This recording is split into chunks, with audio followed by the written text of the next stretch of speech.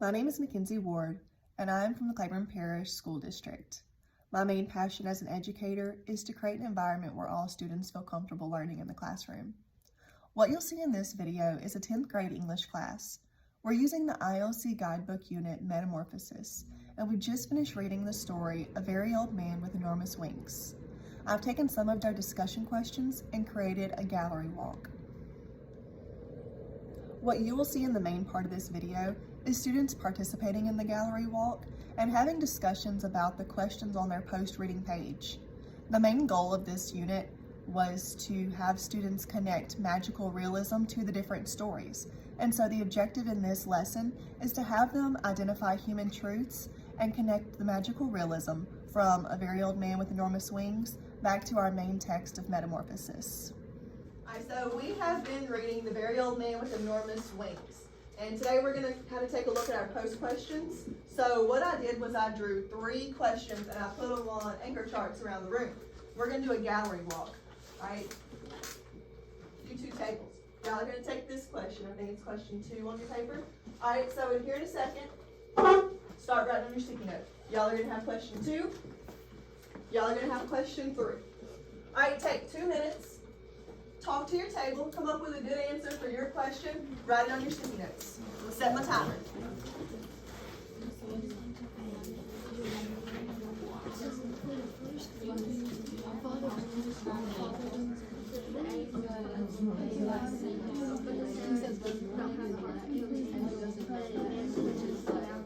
Is God's language, which every single age is supposed to know, and he doesn't know.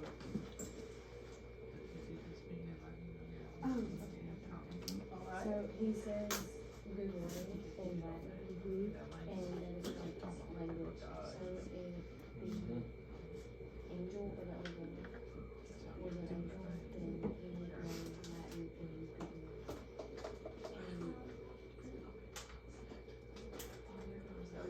also said that he was dirty, and angels are usually presented as nice and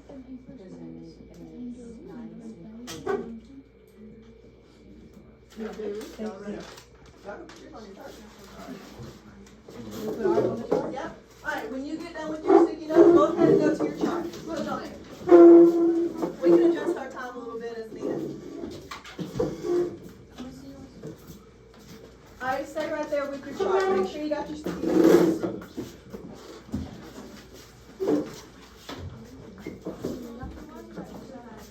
Alright, I'm going to adjust our time just a little bit because y'all work kind of quick. Alright, with your other table members, the ones that are now with you, discuss what you put. Maybe they put something a little bit different. We're going to do 1 minute.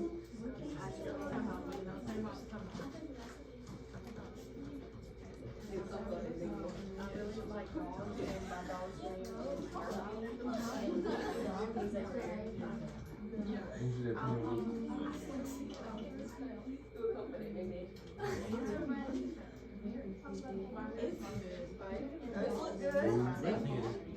Alright, I'm coming right behind you.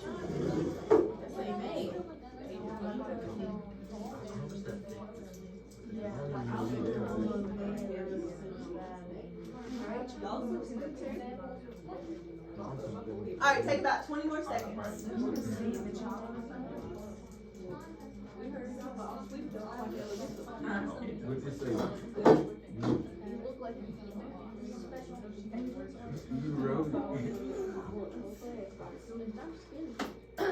Alright, y'all fixing something? Yeah. Good? Okay. We were revising, we had to update our. That'll work. Alright, so 1 go to 2, 2 go to 3, 3 come to 1. We'll give you a minute to discuss and write on your sticky notes. So you gotta be moving this time.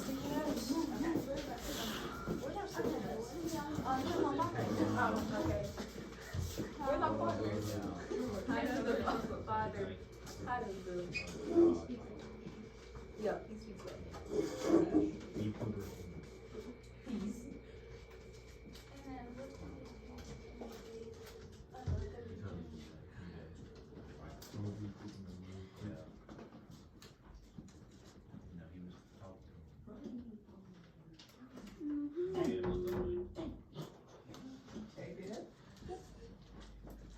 Kind of an important part there.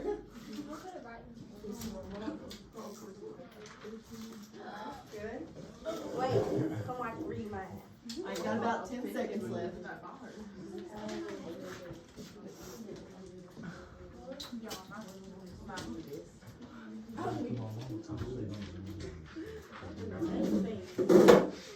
Alright guys, let's rotate one more time. Here you go. Here you go. When you're done this time, when you're done this time, you can go sit back at your table. Nope.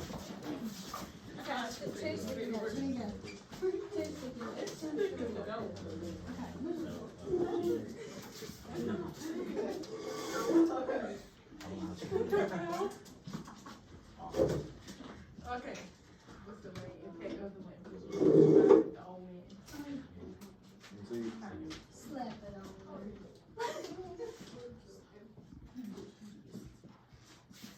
Alright, good. I like how y'all are answering both parts of that one. Oh, funny.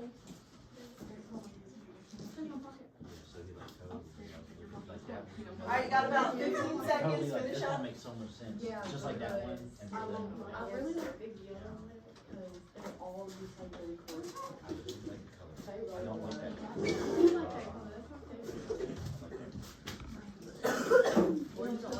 Alright, good. Y'all can have a seat. I didn't have the sound on my timer because it's minutes. I forgot there was a timer. I was so immersed in that marketing. Alright, you guys ready? Put y'all in the hot seat. Let's discuss what we talked about. We're going to start with question 2. What is the impact of the language used to describe the old man that Paleo finds in the mud? Valerie, what'd you say? He uses like unattractive language, like to describe the angel. Like he says like they're balding and that they don't really have that many teeth, and it's not usually what you use to describe an angel.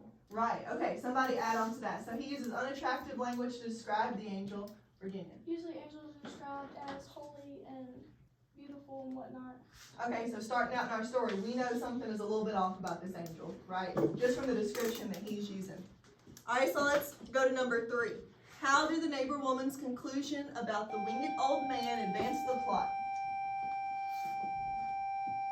I'm not going to call him it, sorry. Valerie. Alright, Nicole. Well, the neighbor says that the man is coming for the baby, but the couple doesn't care about that. And they don't have the heart to kill the man. Alright, so the neighbor says the angel's coming for the baby. What's wrong with the baby? The baby's sick. sick. The baby is sick. Alright, so if we know if the angel's coming for the baby and the baby's sick, what kind of conclusion can we draw from that? The Don't baby kill the died. Oh, okay. The baby's probably dying. So, how does that advance the plot? You tell me that the couple doesn't really care, and then what?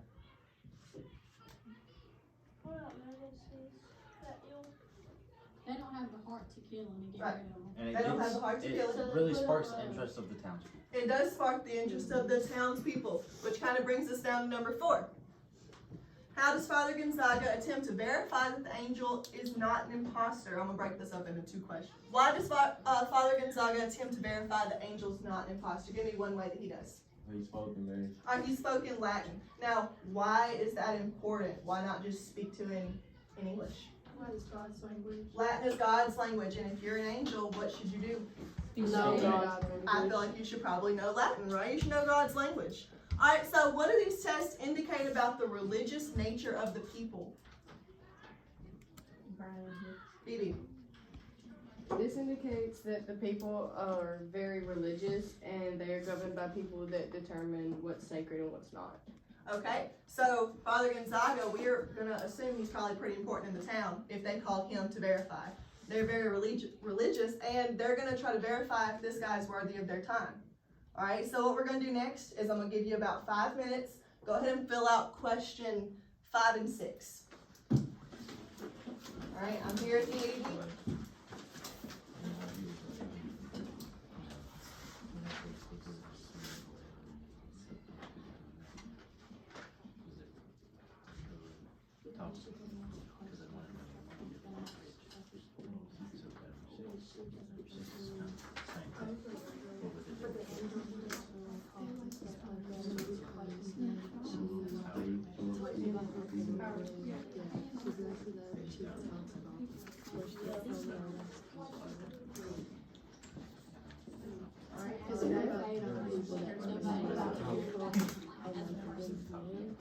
For number 5, they charge people to see him and keep him locked up. Like, there was like, Angel does it, so that's they why don't they care trust about the angel. and taking his life. Yeah, that's crazy. Like ignore the angel. Yeah. They were so worried about it.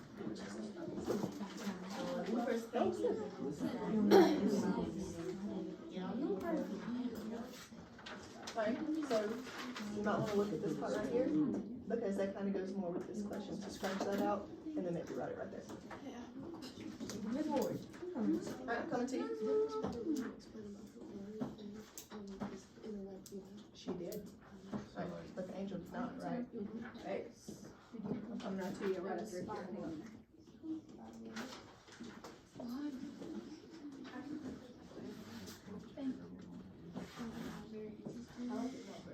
That looks good. Talk to him about it. See how, yeah, it's butter when she's on. And that's why they're going to the parrot, not the angel. But the angel did to them, and then when he did it, he was talking some weird language. They didn't like that, so they wanted to. That's how that.